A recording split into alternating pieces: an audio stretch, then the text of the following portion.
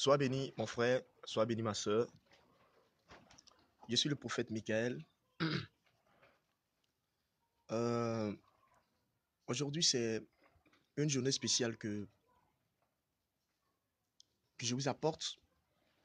Par la grâce du Seigneur, je veux que nous fermons les yeux pour bénir un temps soit peu, comme le dit le Seigneur Jésus-Christ, pour sa parole, pour sa grâce. Mes frères, ma soeur,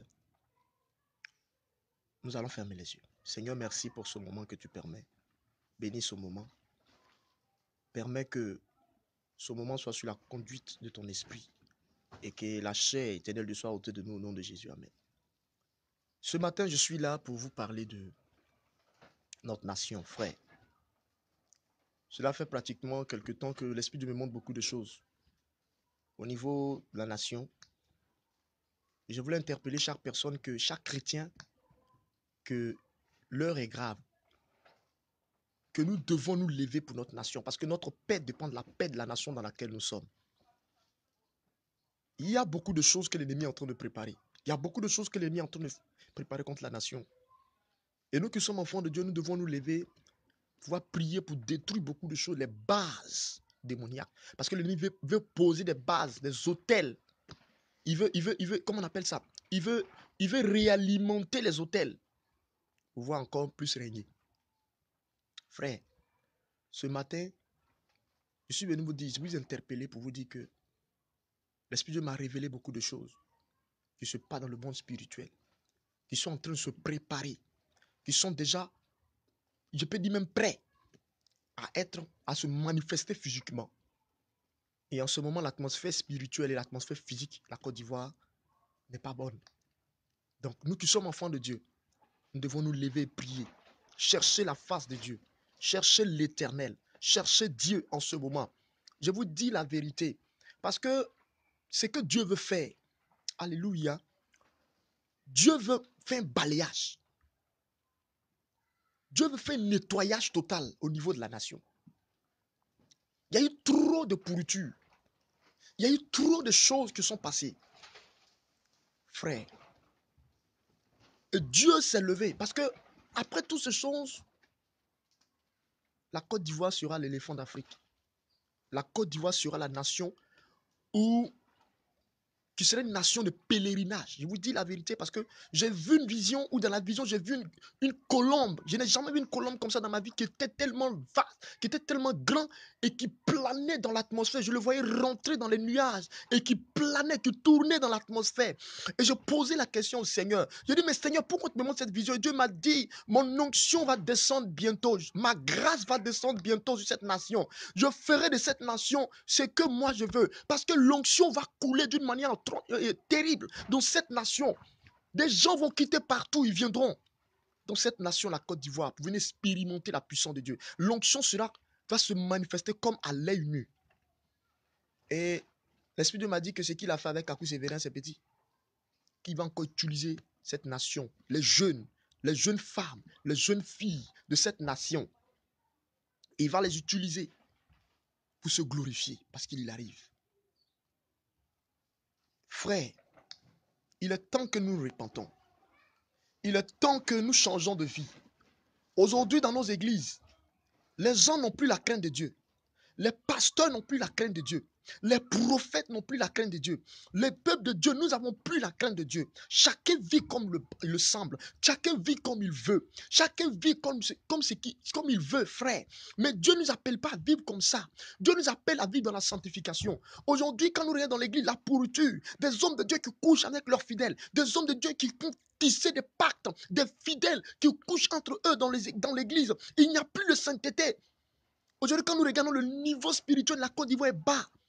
Et Dieu s'est levé. Le Saint-Esprit s'est levé. Et c'est pourquoi il y aura des secousses. Il y a des secousses qui sont en train de se faire dans le monde spirituel. Vous allez voir des événements qui vont se produire. Des choses qui vont arriver. Mais il ne faudrait pas que ça vous étonne. Parce que c'est le temps de Dieu qui est arrivé. Le plan de Dieu doit s'accomplir. Il y a une secousse partout. Le monde entier est en train de sentir le secousse qui est en train d'arriver, qui est en train de se passer en Côte d'Ivoire, dans le plan spirituel, comme un tremblement de terre. Mes frères, ivoirien, pasteur. Le temps n'est pas pour dire non, ma mère est prophétesse ou mon père est prophète. Je suis leader, je suis archibishop, j'ai 1500 armes, j'ai des sonos, j'ai des voitures, j'ai tout à ma disposition. Le temps n'est pas à cela, le temps n'est pas à cela. Frère, ce n'est pas ce qui va te sauver ce jour.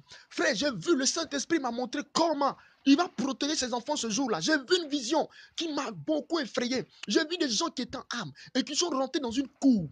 Et dans la cour, quand j'ai vu, alléluia, j'ai vu qu'il y avait une femme qui n'avait pas de mari, elle était veuve. Elle avait seulement que 2 enfants. Elle était dans sa maison, mais tous ceux de la maison ont péri. On les a pris, on les a mis à la mort, on les a tués. Mais quand ils sont rentrés dans la maison de cette femme, la femme était dans la maison, mais elle était invisible. On ne la voyait pas. Et j'ai vu une écriture qui était sur la porte. Mais une écriture qui n'était pas physique, qui n'était pas une écriture de la terre. Mais je ne sais pas, c'était une écriture bizarre qui était posée sur les portes. Et quand tu...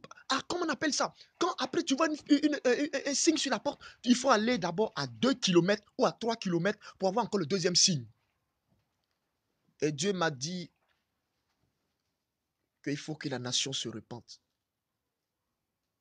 Et j'ai compris que les anges ont déjà mis les marques sur les portes des véritables enfants de Dieu.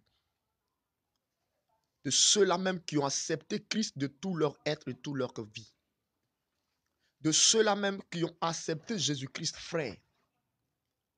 Mon frère, ma soeur, l'heure n'est plus à la débauche. L'heure n'est plus à vivre dans le péché. La vie que tu mènes, tu ne crois pas vraiment aux prophéties.